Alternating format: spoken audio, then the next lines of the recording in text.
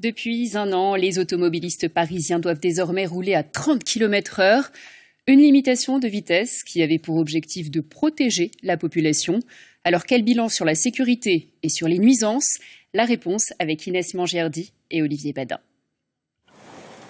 Depuis un an, vos habitudes ont-elles changé sur les routes? À combien roulez-vous? Toujours à 30. Oh, un peu plus que 30 ans. C'est pas fait pour la 30 une voiture. Hormis le périphérique et quelques grands axes, toutes les voies de la capitale sont concernées.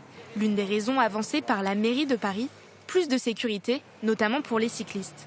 Alors, ont-ils constaté un changement? Les voitures vont lentement, elles s'arrêtent quand il y a une priorité. Enfin, ça va beaucoup mieux avec les voitures, c'est incontestable. Je pense que pour notre sécurité, ce qu'il faudrait, c'est plus d'endroits comme celui-là en fait. Dans les faits, les gens n'ont jamais roulé à 30 km/h dans Paris, et surtout dans des axes qui sont assez larges. Pour savoir si la mesure est respectée, une association de vélos a justement fait le test et diffusé ses observations sur les réseaux sociaux.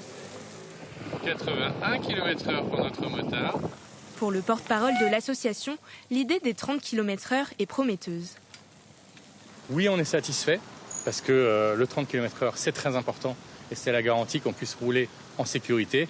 Mais non, on n'est pas totalement satisfait parce que ce n'est pas respecté, bien évidemment, pour l'instant.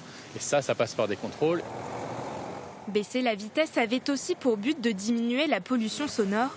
Un an après, les résultats sont aussi mitigés.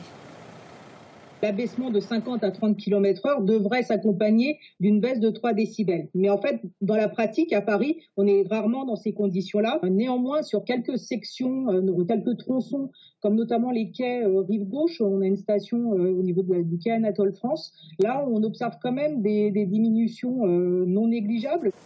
En ce qui concerne la pollution de l'air, il est encore trop tôt pour tirer des conclusions. Aucune étude n'a été réalisée sur le sujet. La santé des Français ne sera pas